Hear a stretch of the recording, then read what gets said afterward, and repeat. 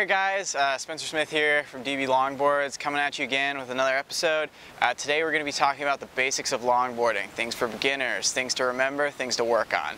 We're going to be going over stance, pushing, and carving, and then some common mistakes, issues, things you might have happen when learning all those to get better on your skateboard. Alright, first things first, we got to figure out stance. Stance is what leg you lead with, so it's usually your dominant leg, and this is where a lot of your power comes from and a lot of your balance and turning, because your front leg does a lot of the work on a longboard. One way to figure this out is to have a friend come up behind you and lightly push you forwards, and usually what leg that you catch yourself with, that's going to be your dominant leg. If you're right-handed, most people usually catch with their left. That's why it's called regular foot, because those people are normal. I myself, I'm far from normal, and I'm what they call goofy, and so I actually catch myself with my right foot. So I lead with my right. But I'm also right-footed, so that's why it's kind of an anomaly. And that leg is just where a lot of my power comes from, balance, things like that. With your stance, and once you have your dominant foot, you're going to want to place that foot in front of you and your other foot in the back. Your front foot when you're riding usually stays at about a 45, maybe a little bit more parallel to the board than that, and your back foot is usually a little more perpendicular to the board, so something around like 30 degrees from perpendicular, something like that. So pushing is how you're going to get your speed. That's how you're going to start getting around, start moving around on your longboard. Pushing happens when you take one foot off the board and you push it against the pavement and you roll forward while your foot stays in place. So you're transferring motion from one to the other. Most people tend to push with their front foot on the board, so their dominant foot, that first part of your stance, and your back leg starts about around where your trucks are and pushes backwards, and you extend forward. When pushing, some of the things that you can run into is you want to make sure to be keeping your eyes up and not down, because you look where you're going to go. If you're pushing like this and looking at your feet, odds are you're going to run into something or you're going to fall. Your eyes follow what's going to happen. They tell you what you're going to do. Another thing is when people sometimes they will kick their wheel, so you'll be pushing and your foot will be way too close to your board. It'll almost be rubbing up against it. You can feel the grip tape on your ankle. And when you're doing that, you have a really high chance of kicking your wheel, and when you kick your wheel, you're probably going to fall, and that's no fun. So you don't want to do that. You want to make sure you have good space between your foot and your board when you're pushing. Some people do something that is a little different. It's called pushing Mongo. It's where you actually push with your front foot. I personally don't do this. I have some friends that do. Some people say it's a little more unbalanced. I think it just depends on who you're talking to. If you learn one way, that's what you know. When pushing Mongo, it's the same thing, but instead you balance on your back foot, and you need to be a little more careful of how much pressure and turning you're doing with that back foot.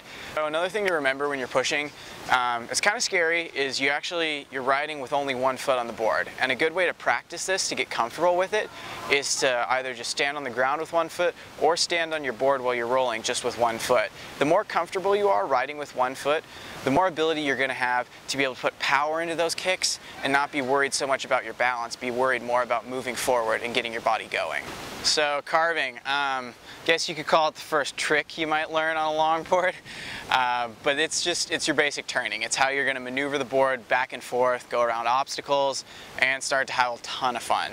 So the act of carving is you're turning back and forth, sometimes in rhythm, sometimes not.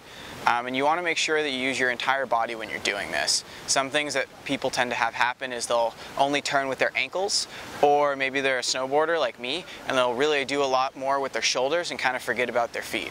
Well, your feet aren't strapped in on a longboard, so you definitely need to make sure you're using your whole body, because your shoulders also play a big part. So you're going to want to get back into your comfortable stance after you've taken a couple pushes, and when you're turning on your toes, what they call toe side, I usually tend to turn my shoulders so my front shoulder is leading a little bit more, and sometimes I'll even turn it over, and that turn of my shoulders and that pressure on my toes will cause my hips to rotate as well and cause the board to shift to my left. Now to come back to the right, I will also turn my shoulders back out, opening up my chest, and I'll put pressure on my heels. Now all the time when you're doing this, you want to make sure you keep your knees bent, your eyes up where you're wanting to go, and your hands out. A lot of people find it's easy, a good way to learn and help them learn is to actually look where they want to go. So when you turn, you don't only turn your shoulders, turn your head as well. Look where you're going to turn. Maybe there's gravel there. Maybe there's a dog, something you don't want to hit, something to keep in mind. Other than that, Some people also will shift their weight back and forth between feet. Sometimes I tend to put a little more pressure on my front foot when I turn toe side and a little more pressure on my back foot when I turn heel side. It seems to be a little more comfortable that way, and I get a little more power out of those big heel side carves, and it really allows me to dive low into those toe sides. When you first start out, you're not really going to be throwing a lot, moving your body around a ton, but that'll come eventually with more practice and more time. Some of the most common mistakes that happen when you're carving are overcompensating, so putting too much pressure on your toes or turning your shoulders too hard and kind of feeling like you're falling out of the turn. And this can happen because you're just not used to how quickly or slowly the board reacts. And I've had this happen all the time. It's really one of those things that you kind of just have to not worry about it. You turn and you start to realize that your board's going to turn, and get used to how quickly or slowly that board maneuvers, because you pushing any harder and getting uncomfortable probably isn't going to make it turn that much faster. Other than that, if you don't follow with your shoulders and if you don't keep your eyes where you want to go, you could fall or you could run into something you're not going to want to run into. Besides that, it just takes a lot of practice. Like anything else, you're not going to be good the first try. You know, maybe you're Tony Hawk and you will be, but that'd be pretty rad. Other than that, keep practicing, keep trying, and be safe. Go in an environment that you're comfortable with. Go with some friends. Always wear a helmet. Make sure to keep those basics there and keep building on those positive experiences. Well, thanks again for tuning in, guys. Hope you learned some awesome new stuff. Go out there and give these new tips a try, and we'll see you for the next one.